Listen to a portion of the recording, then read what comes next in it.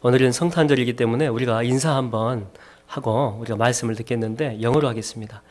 상당히 부담스러워 하시는 분들 계시는 것 같은데 제가 먼저 알려드리겠습니다. 메리 크리스마스, 메리 크리스마스. 우리 옆 사람 보고 함께 웃으면서 얼굴 찌그리지 말고 웃으면서 시작.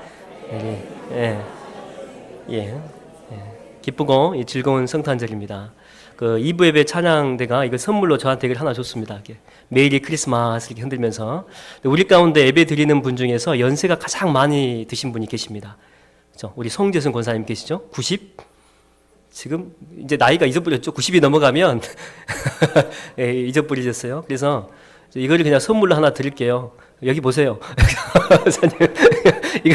이거를 선물로 이렇게 하나를 드릴 테니까 우리 김용래 권사님이 가져다가 이걸 선물로 이렇게 하나 주시면 될 것 같아요. 곧 100세가 되실 것 같아요. 아무튼 조금 있으면은. 그래서 오래오래 건강하게 사시라고 하나님이 주는 선물입니다. 제가 주는 게 아니고. 우리 박수 한번 지금 이렇게 붙일게요.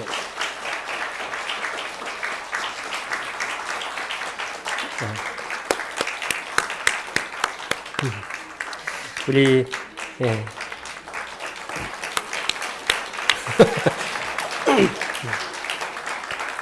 우리 박수는 송재순 권사님이 봤는데 겸언쩍어 하기는 김용래 권사님이 겸언쩍어 하세요. 아무튼 여기 오신 모든 분들에게 성탄은 아무튼 기적의 날입니다. 이런 기적의 축복과 은혜가 함께하게 되기를 주의 이름으로 축원드립니다. 아이가 잉태가 되면 옛날에는 낳을 때까지 얘가 아들인지 딸인지 모르죠. 누구를 닮았는지도 모르지만 요즘 같은 경우에는 병원에 시설들이 좋아져 가지고 초음파를 가지고 이것저것 다 볼 수 있습니다. 손가락이 나왔네요. 발가락은 아저씨를 닮은 것 같네요. 또 어떤 집은 아들을 그렇게 원하는 또 집안이 있죠. 아직까지도 아들을 원합니다. 그런데 의사가 볼 때 딸이면 손으로 거시기를 가리고 있군요. 그래도 우리는 다 알 수 있죠. 그 중에 심장 소리를 이렇게 들려줍니다. 심장 소리, 쿵당. 처음 듣게 되면은요, 참 이렇게 신기합니다. 사람이 아닌 것 같은데, 이렇게 심장이 콩당. 그러면서 우리는, 생명이 있구나. 이 심장 박동 소리는 이때부터 시작해서 아이가 하나님 나라 갈 때까지, 그러니까 죽을 때까지 계속해서 뛰게 됩니다. 쉬지 않고 뛰게 되죠. 오늘은요, 이 성탄절입니다. 성탄절은 주님이 오신 날을 기념하는 이 절기입니다. 그러면 주님이 왜 이 땅 가운데 여러분 오셨을까요? 21절에 보게 되면 나오죠. 이 땅 가운데 오신 이유는 죄에서 우리를 구원하기 위해서 이 땅 가운데 오신 것입니다. 그런데 이 구원만 하려고 오신 게 아니고 더 감사한 게 뭐냐면은 23절에 보면 또 나옵니다. 우리에게 구원도 주셨지만은 그러나 임마누엘, 하나님이 우리와 함께 계시다. 그러니까 이 땅 가운데 오신 중요한 이유는 구원도 구원이지만 우리와 함께 있어 주려고 오신 것입니다. 우리와 함께 거하기 위해서. 그것도 잠깐만이 아니고 영원토록 계속해서 하나님 나라 갈 때까지. 아니 하나님 나라 가서도. 여러분, 그래서 예수님이 제자들을 부르실 때도 가장 우선되는 목적이 뭐냐면 전도도 하게 하는 것도 있고 또 능력을 줘가지고 귀신을 쫓아내도록 이렇게 사역을 확장시키려고 하는 부분도 있었지만은요, 가장 중요한 이유가 뭐냐? 최고의 목적은 함께 있어 주려고. 그들과 함께 있고 싶어서. 내가 세상 끝날까지 너희와 항상 함께 있으리라.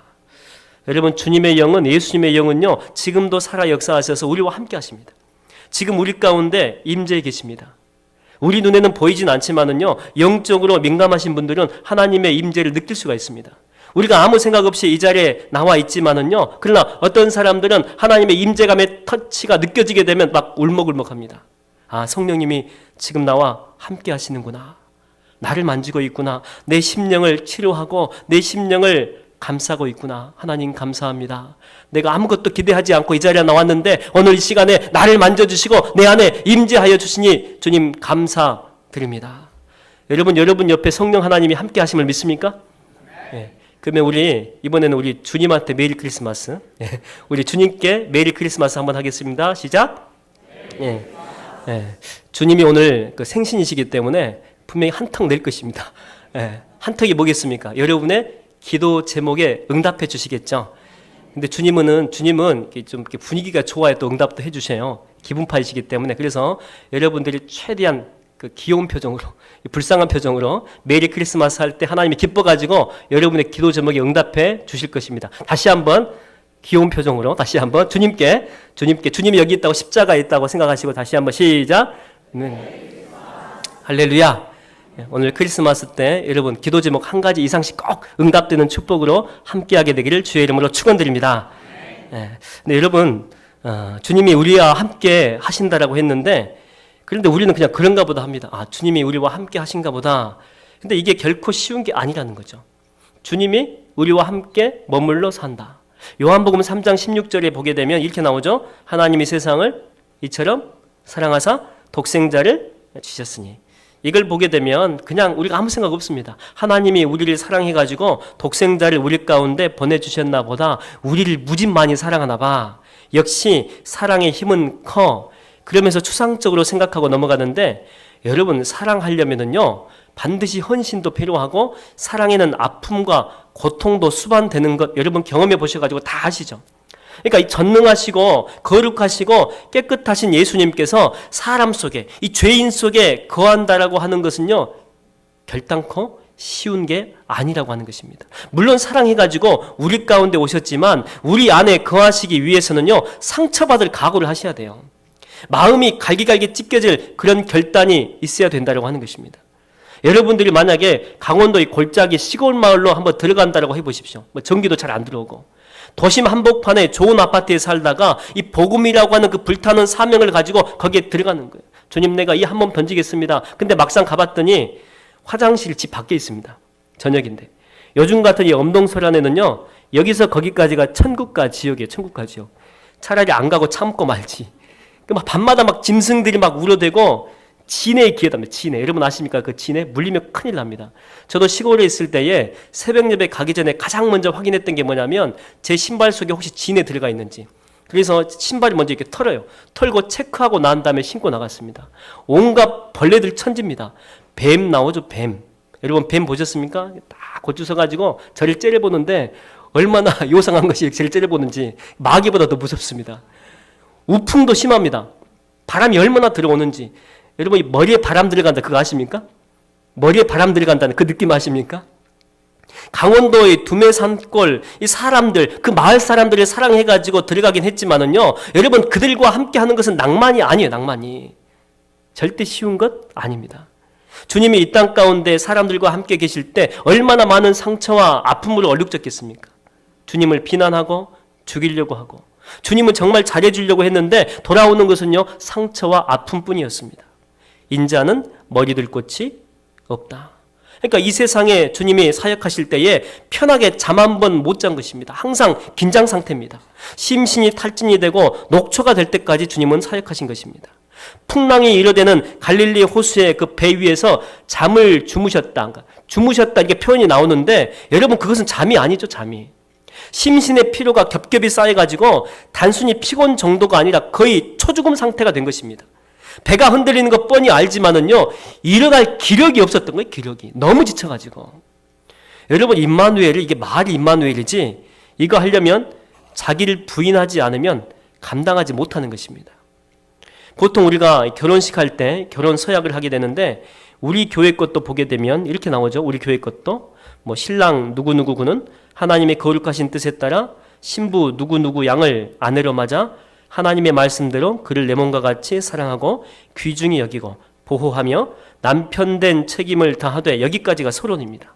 진짜 본론이 뭐냐? 진짜 본론은 그 다음입니다. 건강할 때나 병약할 때나 고통이 있고 아픔이 있고 슬픔이 있고 때로는 찢어지게 가난할 때도 있지만 어떠한 경우든지 변함없이 부부의 의를 굳게 지키겠습니까? 이게 핵심입니다. 그러니까 사랑해가지고 결혼했지만은요. 그리고 함께 하는 그 결혼 생활 속에 좋은 일도 정말 많이 있지만은 그러나 좋은 일만큼 아프고 슬프고 괴로운 일도 있다라고 하는 것입니다.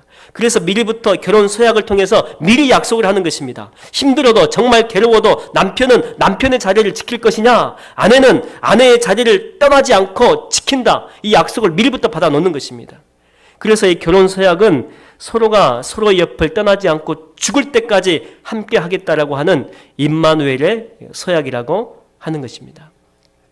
유시화 씨가 쓴 이 글을 보게 되면, 시를 보게 되면 이런 시구가 나오죠.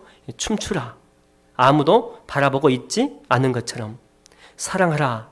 한 번도 상처받지 않은 것처럼, 노래하라 아무도 듣고 있지 않는 것처럼, 일하라 돈이 필요하지 않는 것처럼, 살라 오늘이 내 생의 마지막 날인 것처럼.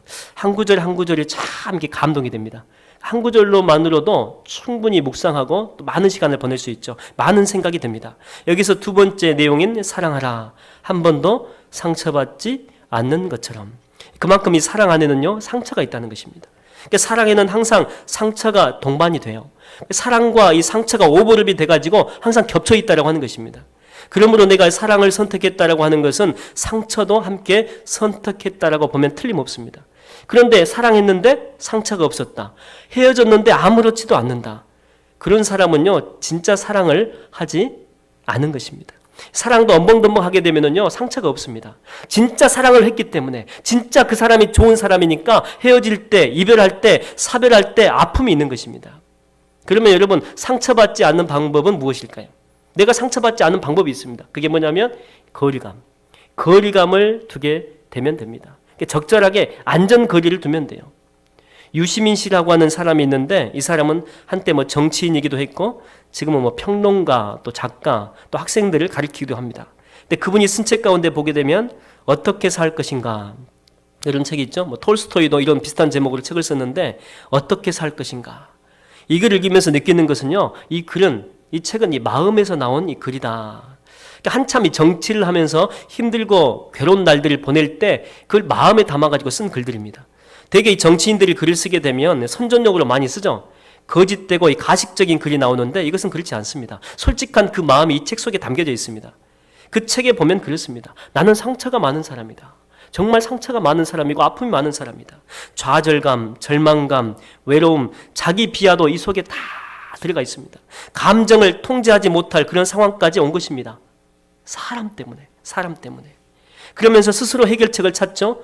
그러면 내가 여기서 벗어날 수 있는 길이 뭐냐는 거예요. 뭐냐? 상처받지 않는 길은 자기가 찾습니다. 거리감이다. 거리감. 상대방과 이 거리감을 두는 것입니다. 비록 이 냉소적으로 보일 수 있겠지만은요, 스스로 살 길을 찾는 것입니다. 그러니까 사람과 더불어서 부대껴 산다라고 하는 것이 얼마나 힘든 것인가, 이것을 보여주고 있는 것이죠. 여러분, 임마누엘이라고 하는 것이 뭐냐면은요, 이 거리감을 없애버리는 것입니다. 그러니까 주님은 알아요. 주님은 우리 곁에 다가오게 되면 상처받는 줄 뻔히 다 알고 있습니다. 우리 곁에 다가오게 되면 아픔과 조롱과 살점이 찢겨지는 것 뻔히 알고 있습니다. 그럼에도 불구하고 거리감을 없애버리고 우리 안에 임마누엘 하신 것입니다. 진흙탕만 멀리서 바라보는 것이 아니고 그 진흙탕 속으로 풍덩 빠져가지고 우리 가운데 들어오신 것입니다. 마치 탕자 아빠가 돌아온 탕자 보고, 야, 너 냄새 난다. 10m 뒤로 가. 옷이 그게 뭐야? 이거 완전히 거지네, 거지. 그러면서 거리감을 두지 않습니다. 그냥 안아줍니다. 아들의 지저분한 냄새가 아버지에게로 다 스며들어요. 돼지 분뇨가 아버지 옷에 덕지덕지 다 달라붙습니다. 그래도 아버지는 그 아들을 놓지 않고 턱 꽉 안습니다. 여러분, 이게 임마누엘입니다. 임마누엘. 이슬람법에 의하면 죄를 범할 때 돌로 쳐서 죽이는 형벌이 있죠. 그런데 한 여자아이가 아마도 이 법에 저촉된 행동을 한 것 같습니다. 그래서 이 마을 사람들이 막 돌로 칩니다. 그런데 날아든 돌멩이 사이로 한 여자가 뛰어들어가죠. 막 뛰어들어가가지고 묶여있던 그 여자아이를 꼭 안습니다. 꼭 감싸요. 그리고 자기가 대신 그 돌에 맞아서 피 흘리면서 죽어갑니다. 엄마입니다, 엄마. 여러분, 그리스도는요, 자신이 가지고 있는 그 능력만으로 우리 죄를 사한 것 아닙니다. 나는 능력이 있거든, 그래서 죄야, 사해져라, 없어져라. 그렇게 안 했습니다. 말만 하고 끝난 것이 아니고 바로 자기 몸으로 우리를 감싸준 거예요. 우리를 향해서 날아오는 돌멩이를 자기가 다 감당한 것입니다. 살점이 찢겨져 나가고 피투성이가 돼도 그래도 주님은 당신이 죽을지언정 우리 곁을 떠나지 않았습니다. 그게 바로 임마누엘이에요, 임마누엘. 그러므로 우리가 이 세상에 살 때 많은 복을 받은 게 있잖아요. 뭐 물질의 복도 있을 것이고, 또 어떤 분은 뭐 건강의 복, 또 명예의 복, 갖가지 복이 많이 있지만은요, 그러나 복 중에 복, 최고의 복은요, 임마누엘입니다. 임마누엘.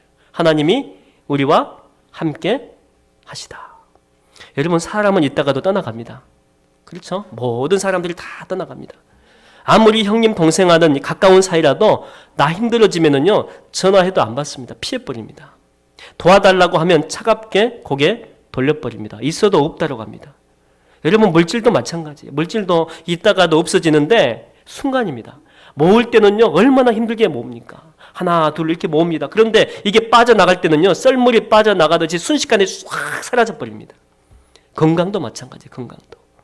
여러분 건강하다고 너무 자랑하지 마십시오. 지난주에 건강검진 해가지고 나 아무런 이상이 없다라고 여러분 너무 자랑하지 마십시오. 하루 동안에 여러분에게 무슨 일이 일어날지 아무도 모릅니다. 여러분 건강도 사라집니다. 풀은 마르고 꽃은 시들게 돼 있죠. 모두 우리에게서 다 떠나가게 돼 있습니다. 죽을 때 보십시오. 아무것도 없습니다. 내게 남겨진 것이라고는요 이 몸뚱이밖에 없어요. 겨우 숨만 쉬는 이 몸뚱이. 그러나 그때도 우리 주님은 우리를 떠나지 않습니다. 비록 마른 뼈밖에 남지 않은 몰골이지만 그래도 주님은요 우리를 외면하지 않으십니다. 처음 우리를 만나 주셨을 때, 우리를 뜨겁게 만나 주셨을 때, 그때 나를 대해 주셨던 것처럼 여전히 하나님 나라 갈 때까지, 아니 지금도 여전히 따뜻하게 우리를 감싸 주십니다. 이게 바로 임마누엘의 사랑입니다. 임마누엘. 그게 바로 주님의 사랑입니다. 사랑하는 여러분, 오늘 주님께 정말 잘 오셨습니다. 성탄절이어서 오래간만에 오신 분 있죠. 오늘 정말 잘 오신 것입니다. 왜냐하면 오늘 주님은 여러분들을 감싸실 것이기 때문에. 여러분 힘드십니까? 그러면 주님 품에 그냥 안기십시오. 그냥 주님께 막 뛰어가십시오. 주님, 뭔가 괴로운 일이 있습니까? 주님 품에서 그냥 엉엉 오십시오. 주님 앞에 전부 다 쏟아 놓으세요. 예수님 앞에 다 쏟아 놓는 것입니다. 하나님, 내가 그래서 이 자리에 나온 것입니다. 우리가 예배 시간에 설교 듣고 머리를 만족하기 위해서 온 것이 아니잖아요. 자기 고백하러 온 것입니다. 우리가 하나님 만나러 온 것입니다. 여러분들이 다 쏟아 놓는다면 눈물이 변하여 기쁨이 될 것입니다. 여러분, 임마누엘은 사랑입니다. 사랑. 모든 것을 품는 사랑.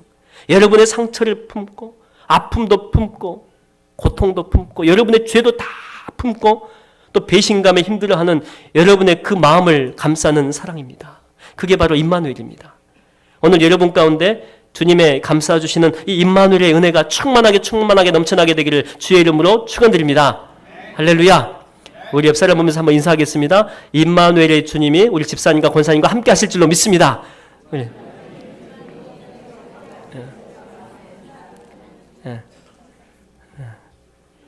여러분이 선포한 대로 우리 옆 사람에게 임할 줄로 믿습니다. 여러분, 요셉과 이 마리아는 정혼한 사이죠. 정혼. 이 정혼이라고 하는 것은 결혼식, 정식 결혼식 하기 전에 결혼하기로 약속하는 것입니다. 그러니까 당시 문화로는 이 정혼하는 것도 함께 이 잠자리만 안 했지 법적으로는요 100% 부부였습니다.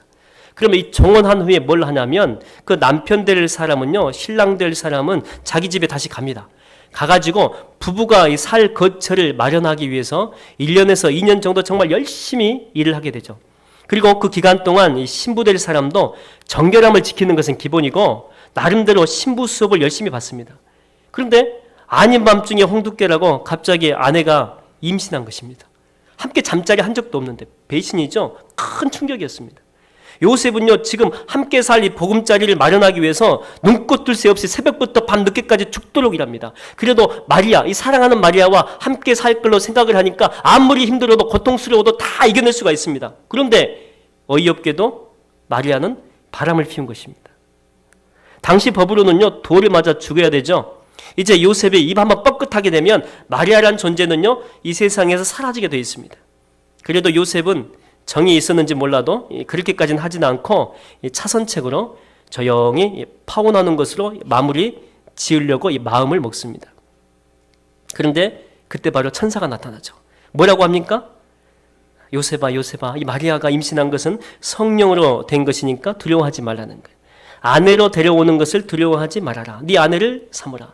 자, 그러면 여러분들이 요셉이라면 이런 말을 들었을 때 여러분들이 어떻게 반응하시겠습니까? 지금 요셉은 너무나 황당해하고 있습니다. 이 일들을 내가 어떻게 해석을 할까? 그럼 이 황당한 상황 속에서 성령께서 임재하셔가지고 이것은 성령으로 역사한 거니까 그냥 받아들여라. 마리아를 네 아내로 그냥 데리고 와라. 그러면 여러분 같으면 어떻게 반응하겠죠? 아, 그렇군요. 몰랐습니다. 성령님이 하신 거군요. 할렐루야. 여러분 그러겠습니까? 아니면 일반적으로는 이렇게 반응하겠죠. 성령 같은 소리 하고 있네. 성령이 뭔데 남의 아내를 임신을 시켜? 성령이면 다야? 성령도 돌에 맞아야 되겠네? 물론 이렇게까지는 아니어도 이런 상황을 여러분 믿는다는 거 쉽지 않습니다. 그런데 요셉은요 본문에 보니까 말도 안 되는 그런 상황들을 다 받아들입니다. 그리고 믿죠. 그리고 아버지로서, 육신의 아버지로서 예수님을 잘 양육합니다. 이걸 통해서 우리가 깨닫게 되는 게 뭐냐면 성령께서 우리 가운데 임재하시게 되면, 임마누엘 하시게 되면, 자, 첫 번째는 감싸주시는 사랑이 우리 가운데 스며들게 된다고 했고, 자, 두 번째는 뭐냐면 임마누엘 하시게 되면 우리가 믿음을 갖게 됩니다. 믿음이 생겨나게 됩니다. 여러분, 상식적으로 처녀가 잉태해가지고 아이를 낳는다? 이것은 아무리 의로운 요셉이라고 해도요, 믿을 수 없는 상황이죠. 믿으면 더 이상한 것입니다. 배신감을 느끼는 것이 정상이고 돌로 치고 싶은 마음이 드는 것이 당연한 것입니다. 그런데 믿습니다. 요셉이 믿음에 강해서 믿습니까? 아니죠. 주님이 믿음을 주셨기 때문에 그렇습니다. 그래서 믿어진 것입니다. 그러므로 성령께서 임마누엘 하시면은요, 우리에게 믿을 수 있는 믿음이 생겨나게 됩니다. 혹시 여러분 가운데 그 남편분들이 있을 텐데, 오늘이 성탄절인데 여러분의 아내가 예배 중에 임신하더라도 놀라거나 열받지 마십시오. 다 성령께서 하신 것입니다. 아마 성령께서 이 남자분들의 꿈에 나타날지 모르겠습니다. 이는 성령으로 잉태된 것이니 두려워하지 말고 아내를 집에서 내쫓지 말지어다. 아들을 낳으리니 이름을 돌세라 하여라. 이는 너희 가문을 진흙탕에서 건져 올릴 자니라. 할렐루야. 네. 여러분, 주님이 임재하시게 되면 우리 가운데 믿음이 생겨나게 됩니다. 보십시오. 이 사도행전에 보게 되면 오순절날 이 120명의 제자들이 마가의 다락방에 몰래 숨어 있었습니다. 솔직히 그들이 예수님을 믿는다라고 했지만은요, 확신이 없어요. 확신이. 우리가 믿는 예수님이 정말 메시아 맞을까? 외치려고 해도, 그분이 부활하셨다라고 선포하려고 해도 입에서 이 소리가 나오다가 말아요. 쉽게 믿을 수 없었던 것입니다. 그런데 성령께서 그들 가운데 임재하시니까 이 속에서부터 막 확신이 생겨나게 되는데, 마치 우물물을 처음 팔 때에 곡괭이를 가지고 수맥을 건드리게 되면 어떻게 됩니까? 막 물이 뿜어져 올라오면서 순식간에 하늘 높이 막 치솟지 않습니까? 그렇듯이 이 속에서부터 솟구쳐 나오는 확신이 입에서 터져 나오면서 믿음의 고백이 나오는데 방 안에만 있을 수 없었던 것입니다. 거리로 나가서 막 외치기 시작합니다. 주님이 부활하셨다. 주님이 부활하셨다. 확신에 찬 믿음으로 선포하는 것입니다. 여러분, 성령께서 우리 가운데 임재하시게 되면 우리에게 믿음이 생겨나게 됩니다. 말도 안 되는 탄생이 믿어지게 됩니다. 이 말도 안 되는 부활이 믿어지게 됩니다. 그래서 믿음은 우리 게 아니고 우리 주님께서 우리에게 선물로 주는 것입니다. 그래서 여러분, 우리가 어떤 일을 하다가 낙심이 되면 낙심하지 마십시오. 절망하지 마십시오. 기도하십시오.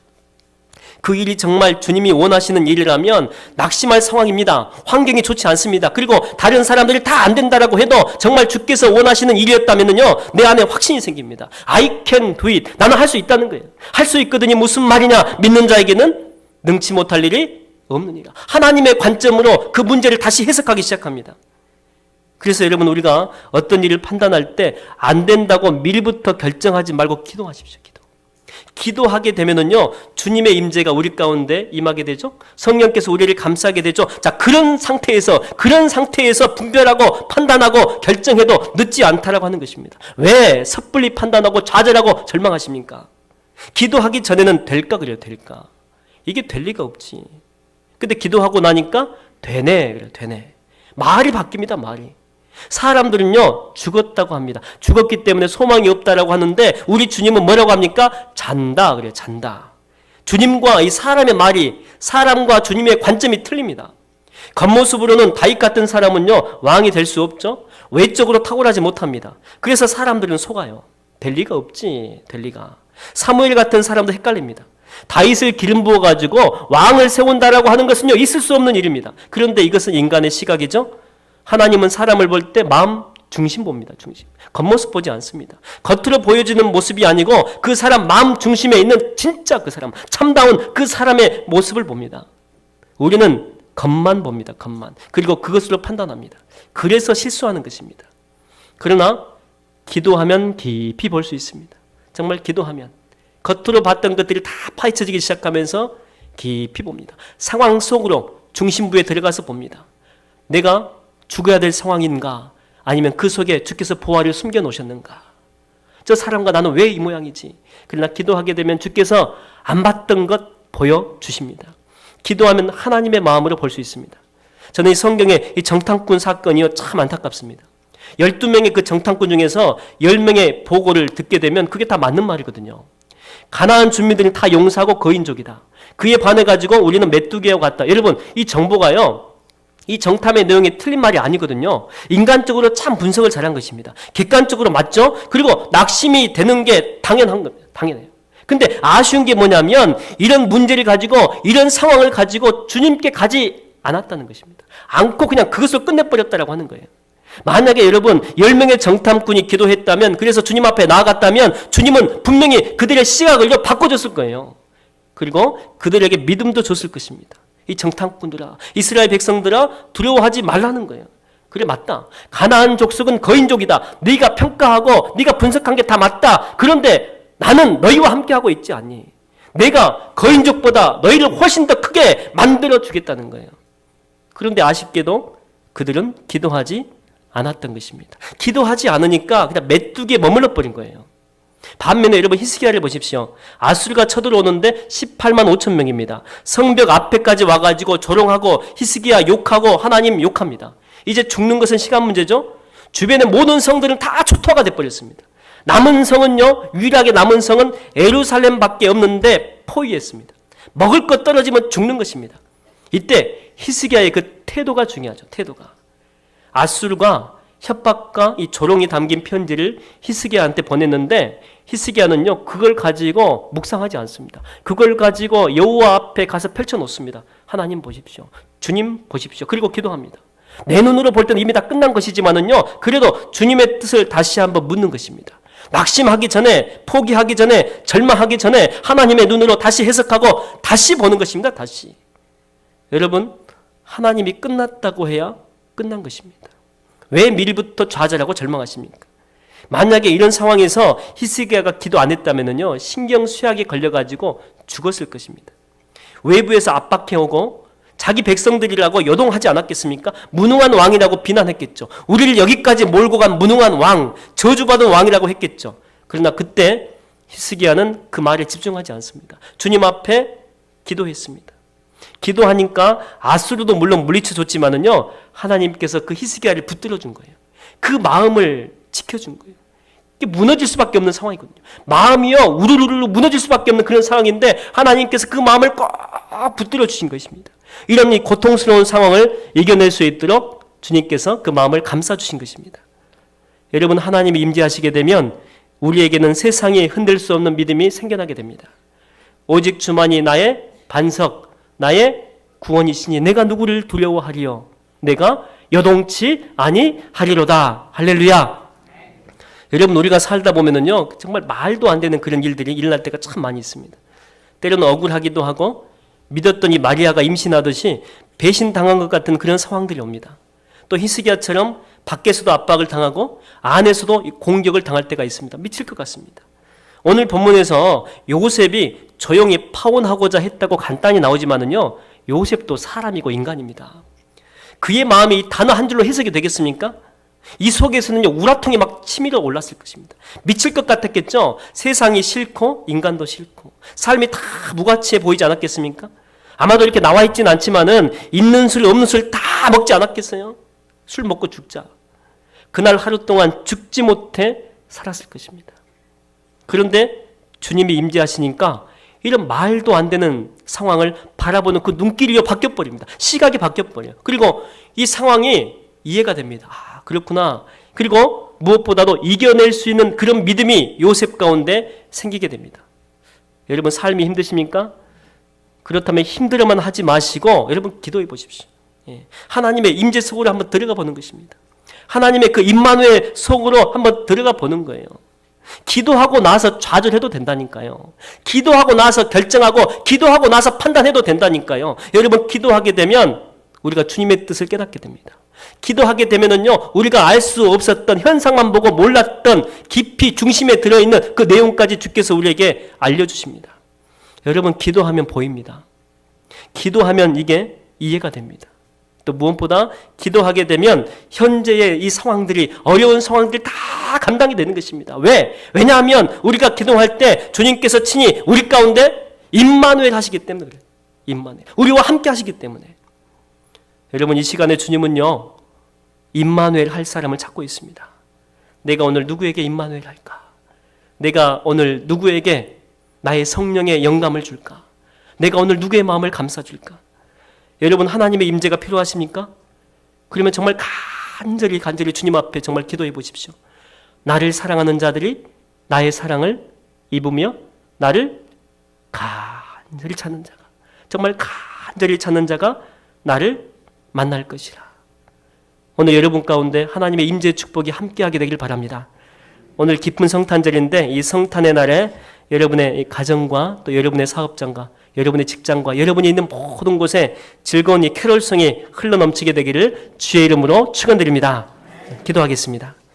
주님, 이 시간 주님의 임마누엘을 기대하며 주님 앞에 겸손하게 기도합니다.